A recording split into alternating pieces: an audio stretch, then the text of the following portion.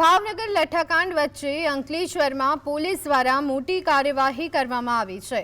યોગી estate વિસ્તારમાં 5 police મથકમાં ઝડપાયેલા 4 કરોડ 37 લાખથી વધુ કિંમતના વિદેશી દારૂનો નાશ કરવામાં આવ્યો। અંકલેશ્વર શહેર A division, B division, rural, Panoli અને હાંસોટ પોલીસ મથકમાં નોંધાયેલા 140 ગુનાઓમાં ઝડપાયેલા દારૂના જથ્થાનો કોર્ટની મંજૂરી બાદ નિકાલ કરાયો।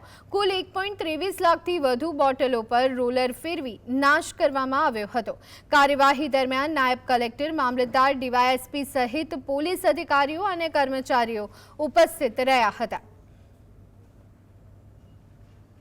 રોજ અંકલેશ્વર ડિવિઝનના 5 જેટલા પોલીસ સ્ટેશનના લગભગ 140 જેટલા ગુનાઓના પ્રોહિબિશનના મુદ્દામાલના નાશની કાર્યવાહી હાથ ધરવામાં આવી છે, જેની કુલ કિંમત જોવા જઈએ તો 4 કરોડ 37 લાખ જેટલી થવા પામી છે।